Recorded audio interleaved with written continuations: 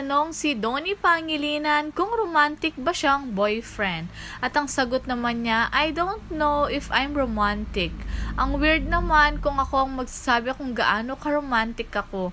Siguro ma-effort ako, effort in smallest things. I think usually kasi yun yung pinaka-importante.